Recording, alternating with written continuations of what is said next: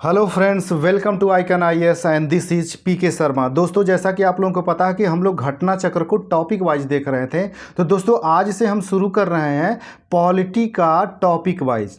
तो दोस्तों, आज जो इसका टॉपिक है पॉलिटी में, ये संविधान सभा और संविधान निर्माण प्रक्रिया। दोस्तों, इससे आपके एग्जाम में चाहे किसी भी स्टेट का दे रहे हो, चाहे यूपीएससी आप दे रहे हो, चाहे यूपीपीसीएस हो, यूपीआरओ हो, या फिर बीपीएससी हो, एमपीपीएससी हो, यूकेपीएससी, सब में आपसे एक या दो क्वेश्चन मिलते हैं और ये इंपॉर्टेंट टॉपिक है दोस्तों।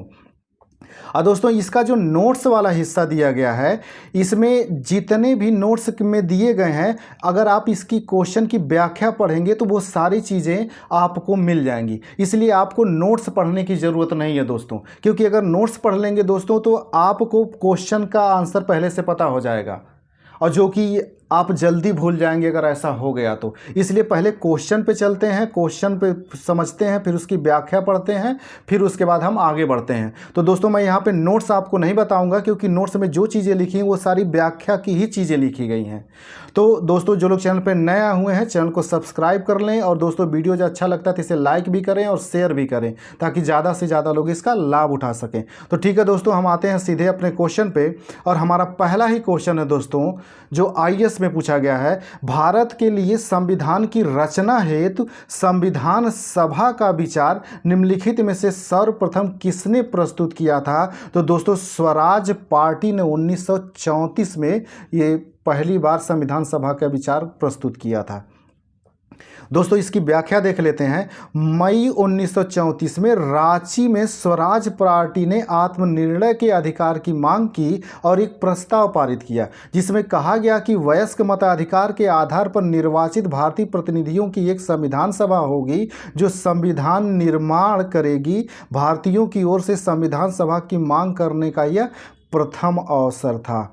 तो दोस्तों, यहाँ पे याद रखिएगा, जो पहली बार संविधान सभा की मांग की थी वो स्वराज पार्टी ने किया था और 1934 में किया था, और रांची में इसकी बैठक हुई थी तो रांची में ही किया गया था। तो ये तीनों फैक्ट आप याद रखेंगे। अगला दोस्तों, स्वतंत्रता के पूर्व के दिनों में प्रारंभ में किसने संविधान निर्मात्री सभा का विचार प्रस्तुत किया था? तो दोस्तों, इसमें ऑप्शन दिए गए हैं। पहला एम.एन. राय है, दूसरा बी.आर. अम्बेडकर हैं, और तीसरा जो है इसमें एनी बेसेंट और जवाहरलाल, चौथा जो है जवाहरलाल नेहरू हैं।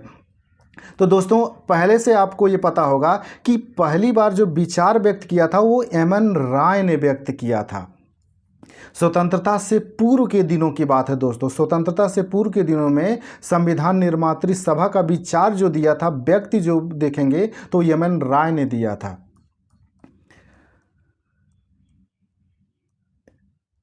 अगला क्वेश्चन है दोस्तों, एक निर्वाचित संविधान सभा द्वारा भारत के संविधान का निर्माण करने का प्रस्ताव किया गया था। तो दोस्तों, सीधे हम आंसर देखते हैं। तो क्रिप्स मिशन में पहली बार किया गया था कि एक निर्वाचित संविधान सभा द्वारा भारत के संविधान का निर्माण करने का प्रस्ताव जो था वो क्रिप्स मिशन में किया गया था। अगला दोस्तों, कैबिनेट मिशन योजना के अंतर्गत संविधान निर्मात्री परिषद में प्रत्येक प्रांत को आवंटित सदस्य संख्या निर्धारित करने के लिए एक प्रतिनिधि कितनी संख्या के अनुपात में थे? तो टोटल जो थे दोस्तों ये 10 लाख व्यक्ति, यानी 10 लाख व्यक्तियों पर एक प्रतिनिधि निर्वाचित होना था, वो भी अप्रत्यक्ष रूप से। तो कैबिनेट मिशन वर्ष 1946 में भारत आया था। मिशन ने अपनी पहली रिपोर्ट में संविधान सभा के गठन का सूत्र प्रस्तुत किया था, जिसके आधार पर संविधान सभा निर्वाचित होनी थी और प्रांतों का प्रतिनिधित्व जनसंख्या के आधार पर होना था। इसके तहत मोटे तौर पर प्रति 10 लाख व्यक्तियों के ऊपर एक प्रतिनिधि के निर्वाचन की व्यवस्था प्रस्तावित थी। तो दोस्तों, याद रखिएगा, और ये कई बार पूछा गया है। अगला दोस्तों, इन व्यक्तियों में से कौन कैबिनेट मिशन का सदस्य नहीं था? तो दोस्तों, विलियम वुड जो थे ये नहीं थे। बाकी Pethick Lawrence, A V. Alexander, Stafford Cripps जो थे ये इसके सदस्य थे। और दोस्तों, क्रिप्स जो थे ये याद रखिएगा, ये इसके अध्यक्ष थे। सॉरी दोस्तों, ये इसकी व्याख्या देख लेते हैं दोस्तों। कैबिनेट मिशन मार्च 1946 में भारत पहुंचा। इस मिशन के सदस्य स्टैफोर्ड क्रिप्स, अध्यक्ष बोर्ड ऑफ ट्रेड। दोस्तों क्रिप्स जो थे उस समय बोर्ड ऑफ ट्रेड के अध्यक्ष थे, और पैथिक लॉरेंस जो थे ये भारत सचिव थे, और एबी अलेक्जेंडर नौसेना मंत्री थे। तो दोस्तों जो इनकी पोस्ट है इसको याद रखिएगा, ये कभी भी एक सिंगल क्वेश्चन में आपसे पूछ लेगा। अगला दोस्तों, भारतीय संविधान सभा का गठन किया गया था। तो दोस्तों भारतीय संविधान सभा का गठन जो है ये आपका कैबिनेट मिशन योजना 1946 के अंतर्गत किया गया था। और दोस्तों ये कई बार रिपीट किया गया है कि संविधान सभा का गठन किस योजना के अंतर्गत किया गया था, तो कैबिनेट मिशन योजना के अंतर्गत किया गया था। अगला दोस्तों, 1946 में निर्मित अंतरिम सरकार में कार्यपालिका परिषद के उपसभापति थे। तो दोस्तों उपसभापति जवाहरलाल नेहरू थे। दोस्तों याद रखिएगा, अंतरिम सरकार में जो कार्यपालिका परिषद के अध्यक्ष नहीं थे वो उपसभापति थे, याद रखिएगा ये। इसकी व्याख्या भी देख लेते हैं दोस्तों। 24 अगस्त 1946 को अंतरिम राष्ट्रीय सरकार की घोषणा इस व्यवस्था के साथ की गई कि अंतरिम सरकार 2 सितंबर 1946 को कार्यभार संभालेगी। वायसराय इसमें कार्यपालिका परिषद के पदेन अध्यक्ष थे। ये फैक्ट याद रखना दोस्तों कि जो अध्यक्ष था वो कार्यपालिका परिषद का, ये कार्यपालिका परिषद के वायसराय था। नेहरू जी उपसभापति थे तथा जवाहरलाल नेहरू उपाध्यक्ष या उपसभापति थे। तो इसको याद रखना, ये कंफ्यूज करके पूछा जा सकता है। अगला दोस्तों, निम्नलिखित में से कौन अगस्त 1946 में गठित प्रथम अंतरिम राष्ट्रीय सरकार का सदस्य नहीं था? तो दोस्तों उस समय डॉक्टर एस राधाकृष्णन जी जो थे वो अंतरिम राष्ट्रीय सरकार के सदस्य नहीं थे। व्याख्या देख लेते हैं दोस्तों। कैबिनेट मिशन योजना के आधार पर 24 अगस्त 1946 की घोषणा के तहत नवनिर्वाचित संविधान सभा से 2 सितंबर 1946 को भारत की अंतरिम सरकार का गठन किया गया था। इसमें सी राजागोपालाचारी शिक्षा मंत्री, राजेंद्र प्रसाद खाद्य एवं कृषि मंत्री, जगजीवन राम श्रम मंत्री, जबकि डॉक्टर एस राधाकृष्णन इस प्रथम अंतरिम राष्ट्रीय सरकार के सदस्य नहीं थे। तो दोस्तों एक चीज ये याद रखिएगा, ये जो पोस्ट इनकी है, जैसे सी राजा गोपालाचारी जो थे शिक्षा मंत्री, राजेंद्र प्रसाद खाद्य एवं कृषि मंत्री, जगजीवन राम श्रम मंत्री, ये याद रखिएगा क्योंकि यूपी में जो ट्रेंड चल रहा है ये एक सूची 1 को सूची 2 से सुमेलित करने वाला, यहाँ पे क्वेश्चन आपसे पूछा जा सकता है। एक तरफ व्यक्ति का नाम दे देगा, एक तरफ उनकी पोस्ट का नाम दे देगा और सुमेलित करने के लिए आपसे पूछेगा। अगला दोस्तों, वेवेल योजना के अनुसार कार्यकारी परिषद में हिंदू और मुस्लिम सदस्यों की संख्या समान थी। दोस्तों ये स्टेटमेंट दिया गया है, इसको याद रखिएगा दोस्तों। ये पहला जो है कथन दिया गया है कि वेवेल योजना के अनुसार कार्यकारी परिषद में हिंदू और मुस्लिम सदस्यों की संख्या समान होनी थी। ये बिल्कुल सही स्टेटमेंट है दोस्तों। अगला है, वेवेल का विचार था कि ऐसी व्यवस्था से भारत का बंटवारा बच जाता नहीं। दोस्तों ऐसा नहीं था, वो बंटवारा हो ही जाता। ऐसी स्थिति में पहुंच गया था उस समय कि भारत का बंटवारा तय हो गया था, इसलिए इसका कथन सही है और कारण जो है दोस्तों वो गलत है। इसकी व्याख्या भी देख लेते हैं दोस्तों। इसकी व्याख्या जो इम्पॉर्टेंट होगा, अक्टूबर 1943 में लिनलिथगो के स्थान पर आर्किबाल्ड वेवेल वायसराय तथा गवर्नर जनरल नियुक्त किए गए। वे भारतीय संवैधानिक गतिरोध को दूर करने के उद्देश्य से 1945 में लंदन गए। वहां उन्होंने भारतीय प्रशासन के संबंध में ब्रिटिश सरकार से विस्तार से बात की तथा कुछ प्रस्ताव रखे। जून 1945 में उन प्रस्तावों को वेवेल योजना के नाम से सार्वजनिक किया गया। तो दोस्तों आपसे पूछा जाता है कि वेवेल योजना कब आई थी, तो जून 1945 में आई थी। वेवेल योजना के प्रस्तावों में कार्यकारी परिषद में मुसलमान सदस्यों की संख्या हिंदुओं के बराबर होना, परिषद में वायसराय तथा कमांडर इन चीफ को छोड़कर सभी सदस्यों का भारतीय होना। दोस्तों जो ये स्टेटमेंट दिया गया है याद रखिएगा कि सभी मुसलमान सदस्य हिंदू के बराबर होंगे और केवल वायसराय और कमांडर चीफ यही केवल अंग्रेज थे, बाकी सभी सदस्य भारतीय होना तय किया गया था। शीघ्र ही शिमला में एक सम्मेलन बुलाया जाना था तथा युद्ध समाप्ति के पश्चात भारतीयों के द्वारा खुद का संविधान बनाया जाना इत्यादि प्रावधान शामिल थे। बेबल योजना का उद्देश्य राजनीतिक गतिरोध दूर करना, भारत को पूर्ण स्वशासन की दिशा में आगे बढ़ाना और संवैधानिक गतिरोध दूर करना था।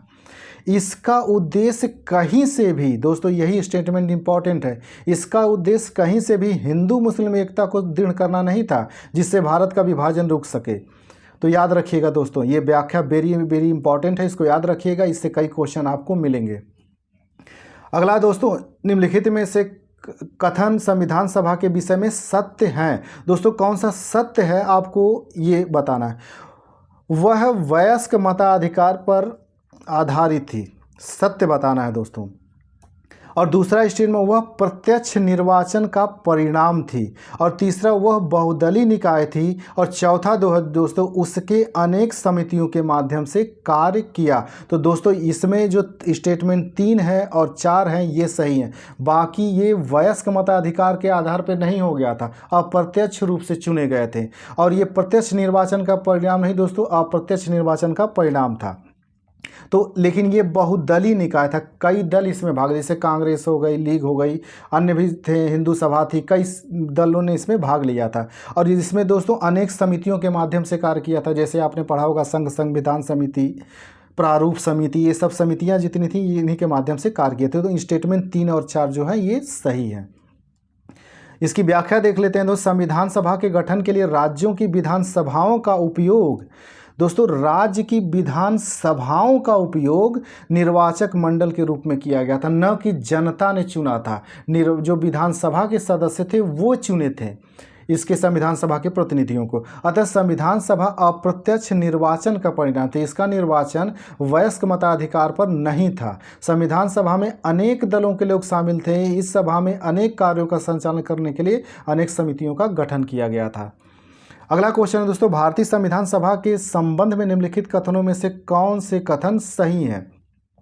फिर वही को कथन दिया है दोस्तों, यह वयस्क मताधिकार पर आधारित नहीं, तो ये सही हो जाएगा। यह प्रत्यक्ष निर्वाचन का परिणाम थी, नहीं। यह बहुदलीय संरचना नहीं, यह बहुदलीय संरचना थी, तो दोस्तों ये भी गलत हो गया। यह कई समितियों के माध्यम से कार्य थी, तो दोस्तों ए और डी जो हो जाएंगे इसमें सही हो जाएंगे। ए और डी दोस्तों इसमें सही हो जाएंगे, ये ऑप्शन आपका ए दिया होगा।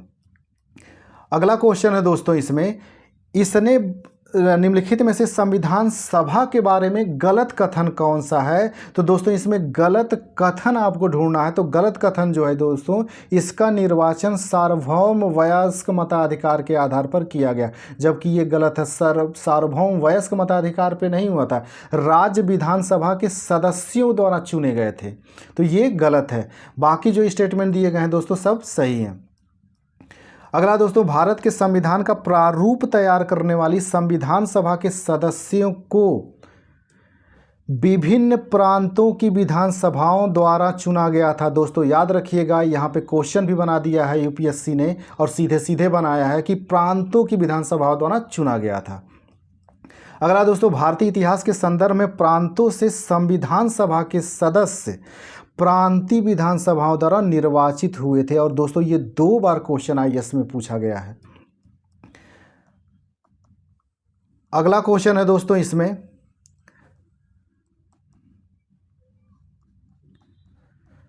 संविधान सभा में सदस्यों का चुनाव कैसे हुआ था। तो दोस्तों संविधान सभा के सदस्यों का चुनाव प्रांतीय सभाओं द्वारा किया गया था, यूपीपीसीएस में भी पूछा है। अगला दोस्तों, संविधान सभा के चुने हुए अस्थाई अध्यक्ष कौन थे। तो दोस्तों अस्थाई अध्यक्ष डॉक्टर राजेंद्र प्रसाद जी थे, और अस्थाई जो चुने गए थे वो डॉक्टर सच्चिदानंद सिन्हा थे। ये दोनों याद रखिएगा, और दोनों आपके स्टेट पीसीएस में पूछा जाता है। व्याख्या देख लीजिए दोस्तों, 9 दिसंबर 1946 को संविधान सभा की प्रथम बैठक की अध्यक्षता अस्थायी अध्यक्ष डॉक्टर सच्चिदानंद सिन्हा ने की थी। तो दोस्तों दोनों स्टेटमेंट यहाँ पे याद रखिएगा कि पहली बैठक जो हुई थी वो 9 दिसंबर 1946 की हुई थी, जिसकी अध्यक्षता जो अस्थायी अध्यक्ष थे सच्चिदानंद सिन्हा ने किया था। और 2 दिन बाद 11 दिसंबर 1946 को संविधान सभा ने डॉक्टर राजेंद्र प्रसाद को निर्विरोध संविधान सभा के अस्थायी अध्यक्ष के रूप में निर्वाचित किया। तो दोस्तों ये जो भी फैक्ट हैं इसके याद रखिएगा, क्योंकि ये स्टेटमेंट वाइज बनाए जा सकते हैं। खासकर यूपी पीसीएस वाले तो और आर वाले दे देगा कि प्रथम संविधान सभा की प्रथम बैठक जो है 9 दिसंबर 1946 को हुई। फिर दूसरा स्टेटमेंट दे देगा कि इसके अस्थायी अध्यक्ष डॉक्टर सच्चिदानंद सिन्हा चुने गए। दोनों सही है, एक सही है, दो सही आपसे पूछा गया, तो इसलिए व्याख्या को ध्यान से याद रखिएगा। दोस्तों जो लोग चैनल पर नए आए हैं चैनल को सब्सक्राइब कर लें, और दोस्तों वीडियो जो अच्छा लगता है इसे लाइक भी करें और शेयर भी करें, ताकि ज़्यादा से ज़्यादा लोग इसका लाभ उठा सकें। अगला दोस्तों, संविधान सभा की प्रथम बैठक की अध्यक्षता किसने की थी? तो दोस्तों सच्चिदानंद सिन्हा। दोस्तों ये प्रथम बैठक जो 9 दिसंबर को हुआ था उसकी बात कर रहा है, तो सच्चिदानंद सिन्हा जी थे जो अस्थायी अध्यक्ष थे। अगला दोस्तों, भारतीय संविधान सभा के उद्घाटन अधिवेशन की अध्यक्षता की गई। तो दोस्तों उद्घाटन जब पहली बार बैठक हुई थी तो वही डॉक्टर सच्चिदानंद सिन्हा जी द्वारा की गई थी अध्यक्षता। अगला दोस्तों, भारत की संविधान निर्मात्री सभा के अध्यक्ष कौन थे? तो दोस्तों उस समय निर्मात्री जो सभा थी उसके अध्यक्ष डॉक्टर राजेंद्र प्रसाद थे। अगला क्वेश्चन है दोस्तों, स्वतंत्र भारत की संविधान सभा के अध्यक्ष कौन थे? तो दोस्तों डॉक्टर राजेंद्र प्रसाद जी थे। अगला दोस्तों, संविधान सभा के प्रथम मनोनीत उपसभापति कौन थे? तो दोस्तों फ्रैंक एंथोनी थे। और ये वेरी इंपॉर्टेंट क्वेश्चन है, ये अभी अदर स्टेट में जैसे यूपी में, आरओ में या अदर स्टेट में नहीं पूछा गया, ये एमपी का क्वेश्चन है। दोस्तों ये प्रथम मनोनीत उपसभापति की बात कर रहा है। और दोस्तों इसकी व्याख्या भी देख लेते हैं। संविधान सभा के प्रथम अस्थायी या उपसभापति उपाध्यक्ष फ्रैंक एंथोनी थे, जिन्होंने 9 दिसंबर 1946 को अस्थायी सभापति अध्यक्ष सच्चिदानंद सिन्हा द्वारा मनोनीत किया गया था। तो दोस्तों याद रखिएगा, अस्थायी अध्यक्ष थे सच्चिदानंद सिन्हा और अस्थायी उपाध्यक्ष थे फ्रैंक एंथोनी, और एच.सी. मुखर्जी जो थे ये संविधान सभा के पहले अस्थायी उपाध्यक्ष थे। दोस्तों ये अस्थाई, जैसे कि आपने संविधान सभा के अस्थाई अध्यक्ष राजेंद्र प्रसाद जी थे, तो इसी तरह से दोस्तों जो अस्थाई उपाध्यक्ष से वो एच.सी. मुखर्जी थे। ये व्याख्या वेरी इंपॉर्टेंट है दोस्तों, इस क्वेश्चन इससे बनने ही बनने हैं, इसलिए सारी व्याख्या को रट्टा मार जाइएगा। अगला दोस्तों, भारतीय संविधान सभा की स्थापना की गई तो दोस्तों 9 दिसंबर 1946 को, क्योंकि इसी दिन इसकी पहली बैठक हुई थी और अस्थायी अध्यक्ष बने थे इसके सच्चिदानंद सिन्हा जी। अगला दोस्तों, संविधान सभा की प्रथम बैठक कब हुई? दोस्तों बीपीएससी में सीधे पूछ लिया है डेट वाइज, तो आप इसको याद रखिएगा, यूपी कमीशन भी डेट वाइज पूछता है। तो 9 दिसंबर 1946 को संविधान सभा की प्रथम बैठक हुई थी। अगला दोस्तों, संविधान सभा का गठन कब हुआ था? तो दोस्तों संविधान सभा का गठन जो है वह 9 दिसंबर 1946 को हुआ था। यूपी भी पूछ चुका है। अगला दोस्तों, भारत की संविधान सभा का प्रथम अधिवेशन कब हुआ? तो दोस्तों 9 दिसंबर 1946 को हुआ था। और दोस्तों ये डेट वेरी इंपॉर्टेंट है, इसको रट्टा मार के रखिएगा। अगला दोस्तों, भारतीय संविधान सभा की पहली बैठक कब हुई थी? तो दोस्तों ये 9 दिसंबर 1946 को हुई थी। अगला दोस्तों, भारत को एक संविधान देने का प्रस्ताव संविधान सभा द्वारा पारित किया गया था। तो दोस्तों 22 जनवरी 1947 को पारित हुआ था।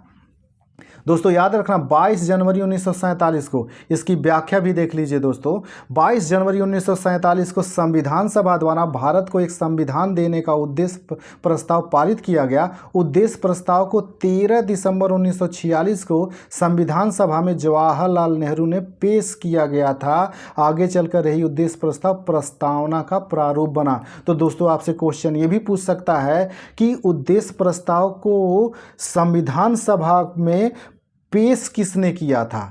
तो जवाहरलाल नेहरू जी ने किया था, और 13 दिसंबर 1946 को, और यही 22 जनवरी 1947 को पारित हो गया था, और यही आगे चल के आपका प्रस्तावना बनता है। अगला दोस्तों, संविधान सभा के सम्मुख संविधान की प्रस्तावना का प्रस्ताव किसने रखा? दोस्तों क्वेश्चन पूछ भी लिया उत्तराखंड, जवाहरलाल नेहरू ने। अगला दोस्तों, संविधान सभा में उद्देश्य प्रस्ताव निम्न में से किस एक के द्वारा प्रस्तुत किया गया? यूपी भी पूछ लिया दोस्तों, जवाहरलाल नेहरू ने। तो दोस्तों ये वेरी इंपॉर्टेंट क्वेश्चन है, ये कभी भी फिर रिपीट कर सकता है। अगला दोस्तों, भारतीय संविधान के निर्माण से संबंधित निम्नलिखित कथनों में से कौन सही है? तो दोस्तों पहला कथन दिया है, पंडित नेहरू ने उद्देश्य प्रस्ताव जो संविधान सभा द्वारा स्वीकार किया गया था संविधान के निर्माण पर असर था। उद्देशिका बहुत महत्वपूर्ण उद्देश्यों की पूर्ति करती है। और तीसरा स्टेटमेंट है दोस्तों इसमें, संविधान को भारत के लोगों ने आदेशित किया है। बिल्कुल सही, उसकी शुरुआत ही होती है हम भारत के लोगों। राज्य के मुखिया को लोग प्रत्यक्ष रूप से निर्वाचित करते हैं, ये गलत है दोस्तों। राज्य के मुखिया का मतलब हो गया राष्ट्रपति। तो राष्ट्रपति का चुनाव जैसा कि आप लोगों को पता है कि ये अप्रत्यक्ष रूप से जनता द्वारा नहीं चुना जाता है, उसके लिए अलग निर्वाचन पद्धति होती है। तो दोस्तों इसमें 3 जो शुरू के स्टेटमेंट हैं वो सही हैं, बाकी ये चौथा जो है ये गलत है। अगला क्वेश्चन है दोस्तों, भारतीय संविधान को बनाने हैं तो भारतीय संविधान के कुल कितने अधिवेशन हुए थे? तो टोटल 12 अधिवेशन हुए थे दोस्तों ये एक फैक्ट, इसकी व्याख्या देख लेते हैं। भारतीय संविधान के निर्माण में संविधान सभा को 2 वर्ष 11 माह 18 दिन का समय लगा था। इस दौरान इसके कुल 11 अधिवेशन, कुल अवधि 165 दिन हुए थे। 11वें अधिवेशन के अंतिम दिन 26 नवंबर 1949 को संविधान को अंगीकृत किया गया था। 11 अधिवेशनों के अतिरिक्त संविधान सभा पुनः 24 जनवरी 1950 को समवेत हुई थी, जबकि सदस्यों द्वारा भारत के संविधान पर हस्ताक्षर किए गए थे।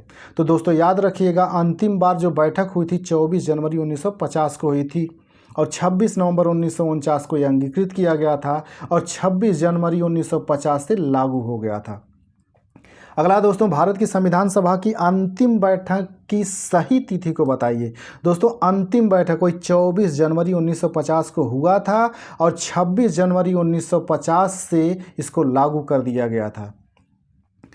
अगला दोस्तों, भारत के संविधान के निर्माण में संविधान सभा को कितना समय लगा? तो दोस्तों 2 वर्ष 11 माह 18 दिन का समय लगा था। इसको रट्टा मार के रखिएगा दोस्तों। अगला है दोस्तों इसमें,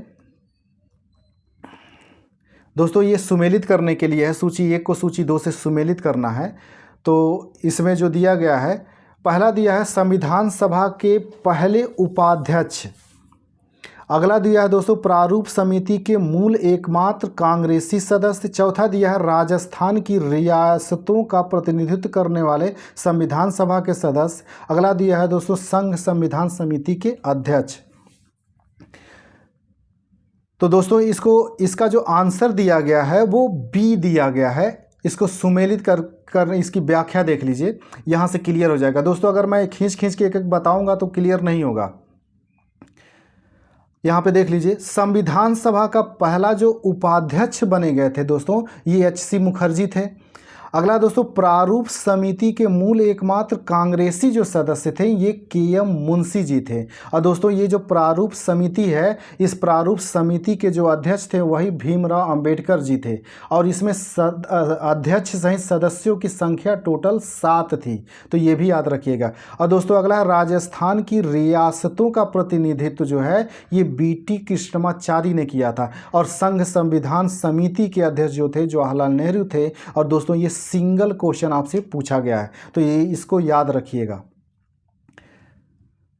अगला दिया गया दोस्तों संविधान सभा के पहले अस्थायी उपाध्यक्ष जो थे फ्रैंक एंथोनी, जैसा कि हम लोग पहले देख चुके हैं, जिन्होंने 9 दिसंबर 1946 को अस्थायी अध्यक्ष सच्चिदानंद सिन्हा द्वारा नामित किया गया था। HC मुखर्जी संविधान सभा के पहले अस्थायी उपाध्यक्ष थे, जो पहले आपने देखा। अगला क्वेश्चन दोस्तों, भारतीय संविधान के निर्माण के समय संवैधानिक सलाहकार कौन थे? तो दोस्तों उस समय जो संवैधानिक सलाहकार जो चुने गए थे वो BN राव थे दोस्तों। और ये क्वेश्चन कई बार रिपीट किया गया है दोस्तों, ये वेरी इंपॉर्टेंट है, इसको याद रखिएगा। दोस्तों भारतीय संविधान के निर्माण के समय वेनेगल नरसिंह राव VN राव को संवैधानिक सलाहकार नियुक्त किया गया था। अगला क्वेश्चन दोस्तों, भारतीय संविधान का प्रथम प्रारूप तैयार किया गया था। तो दोस्तों प्रथम प्रारूप जो इसका तैयार किया गया था वो BN राव द्वारा तैयार किया गया था। अगला है दोस्तों, संविधान सभा में भारतीय संविधान का तृतीय वाचन कब प्रारंभ हुआ था। दोस्तों ये तृतीय वाचन की बात कर रहा है।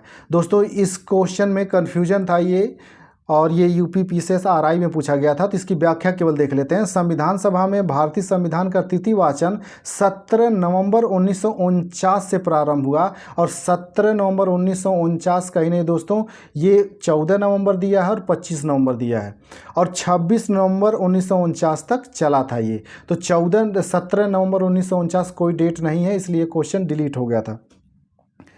अगला दोस्तों, भारत का संविधान पूर्ण रूप से तैयार हुआ था। तो दोस्तों ये 26 नवंबर 1949 को पूर्ण तैयार हुआ था, जब इसे अंगीकृत किया गया था। अगला दोस्तों, भारतीय संविधान को संविधान सभा द्वारा अंगीकृत किया गया। तो दोस्तों 26 नवंबर 1949 को। दोस्तों कंफ्यूज मत होना, ये अंगीकृत करने की बात कर रहा, लागू होने की बात नहीं कर रहा। लागू तो 26 जनवरी 1950 को हुआ था। अगला क्वेश्चन है दोस्तों, इसमें संविधान सभा द्वारा भारतीय संविधान को स्वीकृत किया गया था। तो दोस्तों इसे स्वीकृत कब किए गए थे? 26 नवंबर 1949 को। अगला दोस्तों, भारत का संविधान किस तिथि को अपनाया गया? तो 26 नवंबर 1949 को। दोस्तों क्वेश्चन एक ही है, आंसर इसका एक ही है, लेकिन अलग अलग तरीके से क्वेश्चन पूछा गया है, तो कन्फ्यूज मत होना। अगला दोस्तों, भारतीय संविधान कब लागू हुआ था? ये इंपॉर्टेंट है दोस्तों, 26 जनवरी 1950। तो याद रखिएगा, चाहे अपनाया गया, अंगीकृत किया गया, तो वो 26 नवंबर 1949 होगा, लेकिन अगर लागू करने की बात आई तो 26 जनवरी 1950 होगा। कन्फ्यूज मत होना इसमें। दोस्तों जो लोग चैनल पर नए आए हों, चैनल को सब्सक्राइब कर लें, और दोस्तों वीडियो अच्छा लगता है इसे लाइक भी करें और शेयर भी करें, ताकि ज़्यादा से ज़्यादा लोग इसका लाभ उठा सकें। अगला दोस्तों, संविधान को 26 जनवरी के दिन लागू करने का निर्णय इसलिए लिया गया क्योंकि कांग्रेस ने इस तिथि को 1930 में स्वतंत्रता दिवस के रूप में मनाया था, क्योंकि 26 जनवरी 1930 को पहली बार स्वतंत्रता दिवस मनाया गया था। दोस्तों वही सारी व्याख्या दी गई है। अगला दोस्तों, भारतीय संविधान दिवस मनाया जाता है। तो दोस्तों 26 नवंबर को मनाया जाता है भारतीय संविधान दिवस, क्योंकि 26 नवंबर 1949 को इसी दिन अंगीकृत किया गया था संविधान। अगला क्वेश्चन दोस्तों, भारतीय संविधान को अपनाया गया था। तो संवैधानिक सभा द्वारा संविधान को अपनाया गया था। अगला दोस्तों, भारतीय संविधान को 26 नवंबर 1949 को किसके द्वारा अधिनियमित किया गया था? तो दोस्तों संविधान सभा द्वारा इसे अधिनियमित किया गया था। अगला दोस्तों, भारत की संविधान अंगीकृत एवं अधिनियमित हुआ था। तो दोस्तों जो अंगीकृत और अधिनियमित हुआ था ये 26 नवंबर 1949 को हुआ था। और दोस्तों ये 26 जनवरी जो 1950 है, इस दिन लागू हुआ था। तो दोस्तों कन्फ्यूज मत होना, और ये कई बार पूछा गया है। अगला दोस्तों, B.R. अम्बेडकर का संविधान सभा में निर्वाचन हुआ था। तो दोस्तों इनका जो निर्वाचन हुआ था वो उस समय बम्बई प्रेसिडेंसी से हुआ था, बम्बई प्रेसिडेंसी से। अगला इसमें क्वेश्चन है दोस्तों इसकी व्याख्या याद रखिएगा। वर्ष 1946 में संपन्न संविधान सभा के प्रारंभिक चुनाव में भीमराव अम्बेडकर का अविभाजित भारत में बंगाल प्रांत के पूर्वी भाग से हुआ था। तो दोस्तों पहली बार ये बंगाल प्रांत से चुने गए थे, उसके निर्वाचित हुए थे। बाद में क्षेत्र पाकिस्तान में चले जाने के कारण अम्बेडकर भारतीय गणराज्य के बम्बई प्रेसिडेंसी के पूना संसदीय क्षेत्र से उपचुनाव में निर्वाचित होकर भारतीय संविधान सभा में सम्मिलित हुए थे। अगला क्वेश्चन है तो दोस्तों, डॉक्टर भीमराव अंबेडकर का जन्म और मृत्यु कब हुई? तो दोस्तों इनका जन्म 1891 में हुआ, मृत्यु 1956 में हुआ था। दोस्तों इसकी व्याख्या देख लीजिए। भारतीय संविधान निर्माण में मुख्य भूमिका निभाने वाले डॉक्टर भीमराव अंबेडकर का जन्म 14 अप्रैल 1891 को महू मध्य प्रदेश में तथा मृत्यु 6 दिसंबर 1956 को दिल्ली में हुआ था। और ये दोनों स्टेटमेंट याद रखिएगा दोस्तों, आपसे पूछा जा सकता है। अगला क्वेश्चन है दोस्तों, निम्नलिखित कथनों पर विचार कीजिए। तृतीय गोलमेज सम्मेलन के विचार विमर्श की परिणति भारत सरकार अधिनियम 1935 के पारित होने के रूप में हुई। बिल्कुल सही है दोस्तों। अगला है दोस्तों, भारत सरकार अधिनियम 1935 ने ब्रिटिश भारत के सूबों और भारतीय रियासतों के एक संघ पर आधारित ऑल इंडिया फेडरेशन के गठन का उपबंध किया। बिल्कुल किया था। तो दोस्तों इसका दोनों सही है। इसकी व्याख्या देख लीजिए दोस्तों। नवंबर दिसंबर 1932 में लंदन में आयोजित तीसरे और अंतिम गोलमेज सम्मेलन में कांग्रेस ने भाग नहीं लिया था। इस सम्मेलन में भारत सरकार अधिनियम 1935 के लिए एक ठोस योजना को अंतिम रूप से पेश किया गया था। इसमें ब्रिटिश भारत के सूबों और भारतीय रियासतों के एक संघ पर आधारित ऑल इंडिया फेडरेशन के गठन का प्रावधान किया गया था। यानी दोनों स्टेटमेंट दोस्तों सही है। अगला दोस्तों, एक तरफ कथन दिया हुआ, एक तरफ और इसका कारण दिया है। भारत का संविधान देश की आवश्यकताओं की पूर्ति करता है। बिल्कुल करता है दोस्तों। इसको एक गृहीत संविधान कहा जाता है। नहीं दोस्तों, ऐसा नहीं है कि इस कारण से नहीं आवश्यकता की पूर्ति करता है कि एक गृहीत संविधान कहा जाता है। सही तो है ये, जैसे इसको एक गृहीत, क्योंकि बहुत सारे ऐसे संविधान के प्रावधान हैं जो दूसरे देशों से लिए गए हैं। जैसे मौलिक अधिकार अमेरिका से लिया गया है, मौलिक कर्तव्य रूस से लिया गया है, नीति निर्देशक तत्व आयरलैंड से लिए गए हैं। इसी तरह से सुप्रीम कोर्ट के बहुत सारे प्रावधान अमेरिका से लिए गए, लेकिन इसलिए देश की आवश्यकता को पूर्ति नहीं करता है तो दोनों सही, लेकिन व्याख्या नहीं करता है दोस्तों। तो इसका दोस्तों बी सही हो जाएगा। ए और आर दोनों सत्य है, परंतु सही स्पष्टीकरण नहीं है। भारत का व्याख्या देख लेते हैं दोस्तों। भारत का संविधान देश की आवश्यकताओं की पूर्ति करने में पूर्णतः सक्षम है तथा भावी आवश्यकताओं के मद्देनजर इसमें संशोधन संबंधी प्रावधान भी है। दूसरी ओर इसमें विभिन्न देशों के संविधानों से तथ्य विचार ग्रहण किए गए, अतः इसे एक गृहीत संविधान भी कहा जाता है। इस प्रकार कथन कारण दोनों सही है, परंतु कथन कारण के सही स्पष्टीकरण नहीं है। अगला है दोस्तों, संविधान सभा में वयस्क मताधिकार को 15 वर्ष के लिए स्थगित करने की बात की थी। तो दोस्तों मौलाना अबुल कलाम आज़ाद जी ने इसे स्थगित करने के लिए कह दिया था 15 वर्षों के लिए। अगला दोस्तों, निम्नलिखित में से किसने सुझाव दिया था कि भारत की स्वतंत्रता के बाद भारतीय राष्ट्रीय कांग्रेस को एक राजनीतिक दल के रूप में भंग कर दिया जाना चाहिए? तो दोस्तों महात्मा गांधी जी ने कहा था, और ये दोस्तों वेरी वेरी इंपॉर्टेंट है, कई बार पूछा गया। दोस्तों जो लोग चैनल पर नया है चैनल को सब्सक्राइब कर लें, और दोस्तों वीडियो जो अच्छा लगता है तो इसे लाइक भी करें और शेयर भी करें, ताकि ज़्यादा से ज़्यादा लोग इसका लाभ उठा सकें। अगला क्वेश्चन है दोस्तों, निम्नलिखित में से किसने कहा था एक संविधान एक मशीन की तरह बेजान चीज़ है जिसमें वे लोग जीवन फूंकते हैं जो इसका नियंत्रण करते हैं। भारत में सब कुछ ईमानदार लोगों की आवश्यकता है जिसके लिए राष्ट्रहित ही सर्वोपरि है। तो दोस्तों ये डॉक्टर राजेंद्र प्रसाद जी ने कहा था। अगला दोस्तों, अपनी राष्ट्रवादी प्रतिक्रिया में भारतीय संविधान के निर्माताओं ने अल्पसंख्यकों के हितों तथा भावनाओं के महत्व को कम करके आंका है। ये जो स्टेटमेंट था आइवर जेनिंग्स ने कहा था दोस्तों, और दोस्तों ये इंपॉर्टेंट है, फिर दोबारा रिपीट होने की संभावना है। अगला दोस्तों, किसने कहा था संविधान सभा कांग्रेस थी और कांग्रेस भारत था? तो दोस्तों ऑस्टिन ने कहा था इसे, ग्रेनविले ऑस्टिन ने। अगला क्वेश्चन है दोस्तों, भारतीय संविधान सभा में कुल कितनी महिलाएं थीं? तो टोटल 15 महिलाएं थी दोस्तों ये अंतिम क्वेश्चन था। तो दोस्तों जो लोग चैनल पर नया है चैनल को सब्सक्राइब कर लीजिए, और दोस्तों इसी तरह से आपको घटना चक्र के सभी घटना चक्र, history, polity, geography, economics, science, सबके टॉपिक वाइज वीडियोज मिलते रहेंगे, इसलिए चैनल को सब्सक्राइब कर लीजिए। ठीक है दोस्तों, हम लोग मिलते हैं अगले वीडियोज में, तब तक के लिए नमस्कार, जय हिंद।